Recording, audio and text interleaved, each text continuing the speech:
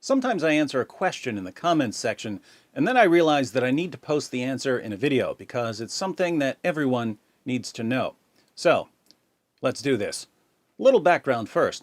In both the Quran and the Hadith, we read about Allah rescuing Abraham from a fire. In Surah 21, Abraham gets sick of his countrymen worshiping idols. So one day he sneaks in and smashes all of the idols except the biggest one. And when the idol worshippers ask Abraham what happened, he says that the big idol smashed all of the smaller idols.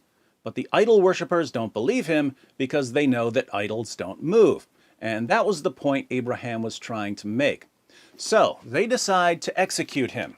Here's what happens starting in verse 68. They said, "Burn him and help your gods, if you would take action." We, i.e. Allah, said, "O fire, be coolness and peace for Abraham." They desired to scheme against him, but we made them the greatest losers. And we delivered him and Lot to the land that we blessed for all peoples. So Allah rescues Abraham from a fire and brings him to the promised land. Keep this in mind for when we trace this story to its source. There's a different version of the story in Surah 37. Abraham mocks the idols, asking them why they don't eat. Then he starts hitting them with his hand, and the idol worshippers rush at him. He condemns them for idolatry, and they say, in verse 97, "Erect a building for him and cast him into the fire."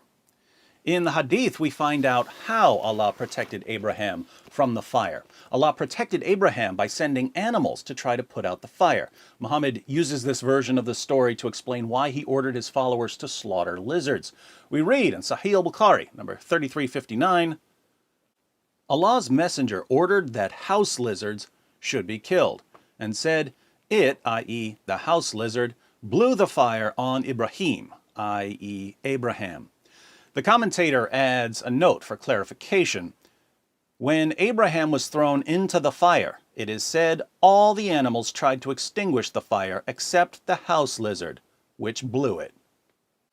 So Allah protected Abraham from the fire by having animals try to put it out. Lizards just wouldn't comply with Allah's plan, which is why lizards must be murdered. This brings us to my response.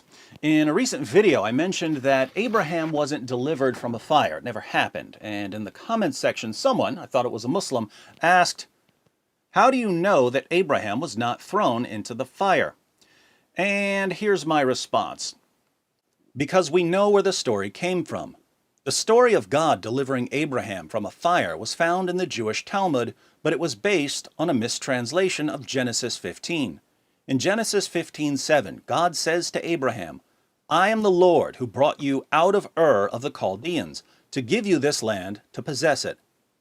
Notice the word Ur in this verse, which is a Babylonian word that means city and was the name of a particular city. In the 1st century, a Jewish rabbi named Jonathan ben Uziel was translating Genesis 15 into Aramaic, and he came across the word Ur. Jonathan knew Hebrew, but he didn't know Babylonian.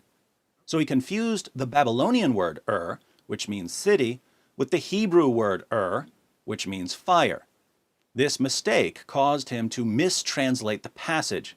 Instead of saying that God delivered Abraham out of Ur of the Chaldeans, i.e. the ancient city of Ur, which Abraham left to travel to the land God had promised him, Jonathan's mistranslation said that God delivered Abraham out of the fire of the Chaldeans.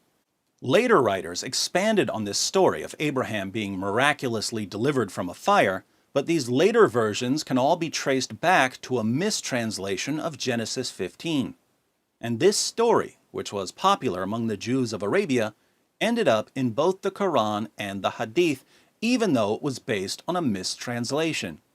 So we can see that Muhammad's listeners were entirely correct when they accused him, even in the Quran, of repeating ancient fables as revelations from God.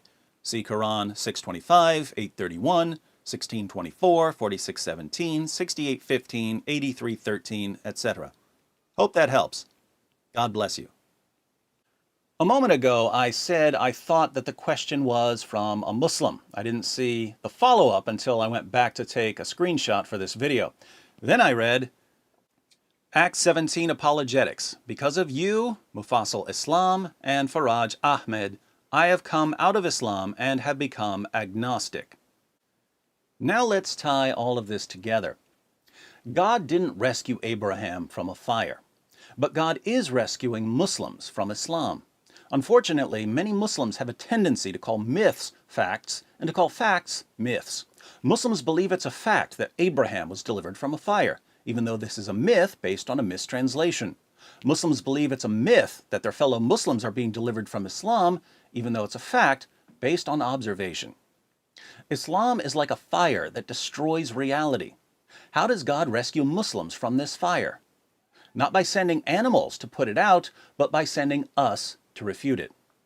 If we want to complete the fire analogy, who would be analogous to the lizards that didn't want Abraham to escape the fire? The obvious candidates here would be modern leftists who shield Islam from criticism, even as it destroys Muslims and non-Muslims, and modern feminists who also shield Islam from criticism, even as it oppresses women.